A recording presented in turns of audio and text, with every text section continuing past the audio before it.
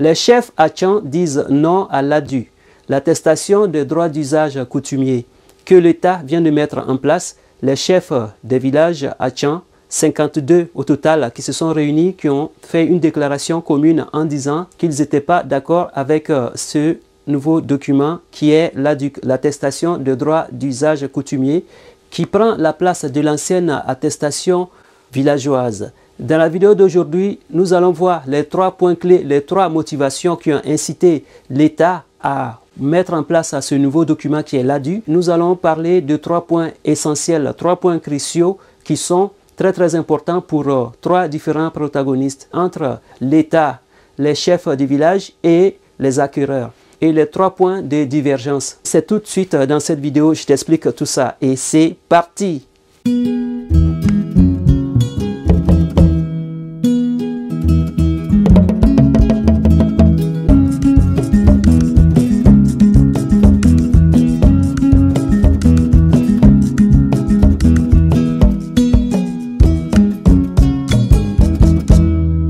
Bonjour à toi, si tu me découvres pour la première fois, mon nom est Bachir M. Sanogo. Sur cette chaîne, je te parle de business, d'entrepreneuriat, d'investissement et de l'immobilier. Si tu aimes ce genre de thématiques, alors abonne-toi, active ta cloche pour être informé des prochaines publications.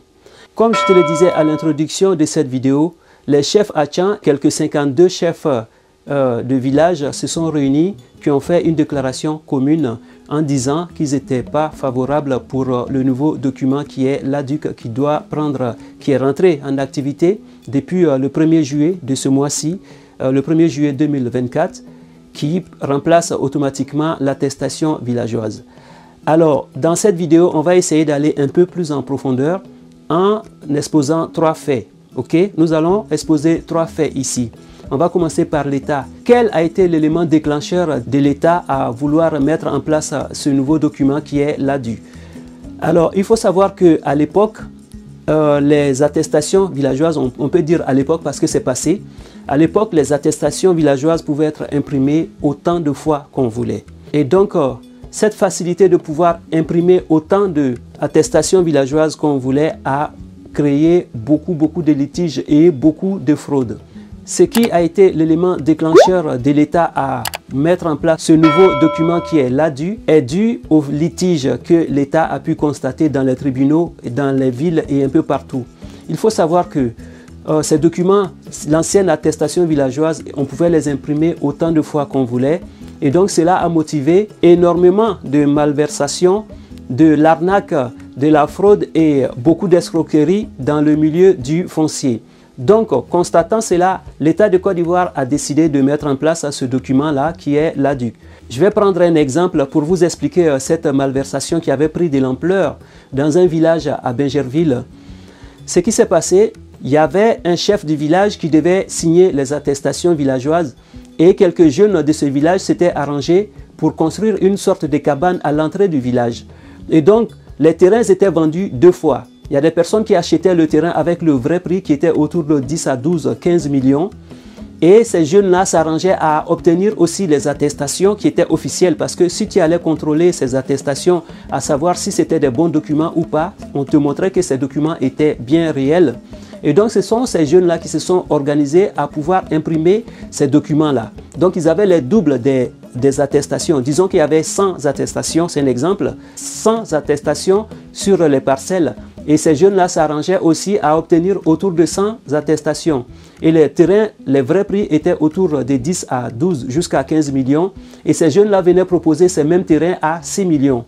Du coup, c'était des propositions très alléchantes et les personnes tombaient dans les panneaux comme ça. Quand ils achetaient, ils venaient dans le village et les jeunes s'arrangeaient à ce que les personnes aillent signer l'attestation villageoise sur le vrai faux chef du village. Donc ces jeunes avaient créé leur cabane avec le chef du village, avec leur chef du village. Attention, ce n'est pas le chef du village officiel, mais leur chef du village à eux. Donc les gens partaient, ils étaient contents, ils avaient acheté un terrain qui devrait coûter 15 millions, ils l'ont eu à 6 millions. Pour eux, ils venaient de faire une affaire, or ils venaient de se faire avoir 6 millions comme ça volatilisés. Donc ayant constaté tout cela, voilà ce qui a motivé l'État à vouloir prendre les taureaux par les cornes pour essayer d'apporter de l'ordre dans le foncier. Et donc, ce qui va se passer maintenant, désormais, ces attestations vont être imprimées par l'État. Quand on fera le lotissement de 100 lots, ces 100 lots auront tous leur ADUC, c'est-à-dire l'attestation de droit d'usage coutumier. Ces documents seront imprimés par l'État. Donc, c'est des documents qui sont uniques. Il y a des codes barres sur ces documents-là. On pourra consulter directement, on pourra savoir ces terrains, ces lots appartiennent à qui et qui c'est qui l'a vendu et tout ça. Donc, on aura toutes les informations sur ce document qui sera limite infalsifiable. Du coup, ça règle, ça clean le milieu, ça nettoie, ça assainit le foncier en Côte d'Ivoire. Donc ça, on doit tous se réjouir de cette bonne nouvelle-là pour les personnes qui viennent acheter, pour les membres de la diaspora.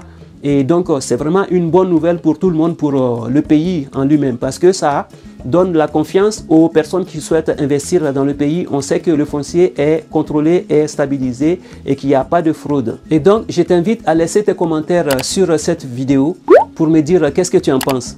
Qu'est-ce qui s'est passé dès l'application de cette mesure, dès la mise en place de ce document qui va permettre d'éradiquer l'arnaque dans le foncier? Les chefs du village se sont réunis. J'ai vu une communication où il y a 52 chefs de village qui se sont réunis, qui ont dit qu'ils n'étaient pas favorables pour ce document. Et il y a des chefs Achan aussi qui se sont réunis pour dénoncer ce document-là, pour dire qu'ils n'étaient pas très favorables. Et quelque part, on peut comprendre la crainte des chefs du village, on peut comprendre leur opposition. Pourquoi?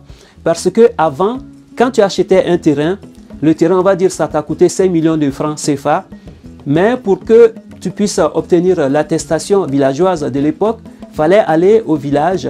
Cette attestation devait être faite à ton nom. Et donc, qu'est-ce qui s'est passé pour ces démarches-là administratives?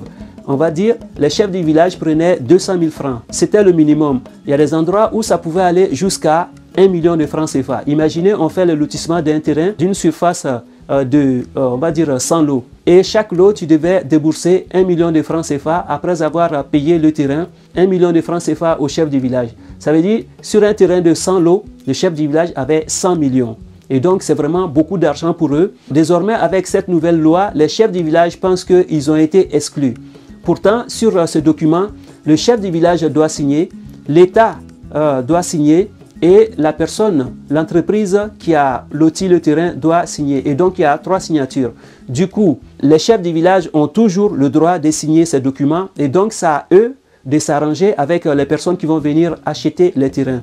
Mais il faut savoir que à l'époque, quand tu achetais un terrain et que tu revendais à une autre personne et que la personne devenait propriétaire, elle devait aller encore au village pour aller se faire enregistrer et donc la personne devait aller payer encore. Si toi tu avais payé 200 000 francs, c'est fort possible que la personne payait 200 000 ou plus parce que le prix évoluait au fur du temps que le terrain prenait de la valeur. Et donc ça c'est quelque chose que les chefs du village ne pourront pas trop contrôler parce que le nouveau document, l'ADUC, c'est un document qui est vraiment infalsifiable et une fois que ces documents seront imprimés pour continuer les autres transactions, tu vas pouvoir le faire avec un notaire ou avec le chef du village. Et donc, quelque part, ils n'ont pas trop le contrôle et du coup, ça suscite des craintes et c'est des manques à gagner pour eux. Et donc, voilà, je pense qu'ils doivent se concerter pour trouver un point d'entente pour que tout le monde puisse être heureux. Je t'invite à laisser tes commentaires sur cette vidéo pour me dire qu'est-ce que tu en penses. Le dernier point, c'est qui? C'est toi, c'est moi, c'est tout le monde. Pourquoi? Imagine que tu travailles pendant très longtemps et que tu arrives à épargner petit à petit, tu mets ton argent de côté, tu arrives à épargner pendant un bon moment et tu décides d'aller acheter un terrain qui va te coûter autour de 5 millions. Ok?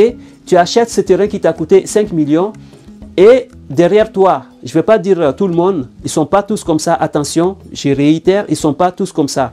Les quelques présidents de comités de propriétaires terriens ou quelques chefs de village qui ne sont pas très réglo dans leur démarche vont imprimer encore ces documents et ils vont le revendre encore, le terrain que tu viens d'acheter, le lot que tu viens d'acheter, ils vont revendre encore ce même lot à une autre personne. Alors que toi, tu as bossé pendant des années pour épargner. Et ces personnes-là s'amusent à revendre le terrain que tu as acheté. Et toi, tu vas te retrouver encore en train de lutter à prouver que le terrain que tu l'as acheté, que ça t'appartient, que c'est ceci, que c'est cela. Est-ce que c'est normal? Nous, les personnes qui achetons les terrains, toi qui achètes le terrain, ça c'est vraiment une bonne nouvelle. Je pense que tu peux commenter ici pour dire que tu es favorable, parce que moi, je ne me vois pas en train d'acheter un terrain et qu'ils vont me prendre encore ce terrain pour aller le vendre à quelqu'un d'autre et qu'on va se retrouver à être 5 personnes à lutter pour prouver que nous avons vraiment acheté ce terrain. Et toi qui regardes cette vidéo, qu'est-ce que tu en penses de tout ce que je viens de dire? Je t'invite à laisser tes commentaires dans la vidéo, mais on reste courtois parce que ici sur cette chaîne, on parle de tout ce qui peut faire avancer l'Afrique et toute sa diaspora. Voilà, c'est tout pour aujourd'hui. Si tu as aimé cette vidéo, n'oublie pas de la liker, de la partager sur tous tes réseaux sociaux, que ce soit Facebook, Instagram, TikTok, afin que tout le monde puisse bénéficier de ces informations que je viens de te partager là. Je te dis à bientôt pour une nouvelle vidéo. Ciao, ciao, ciao.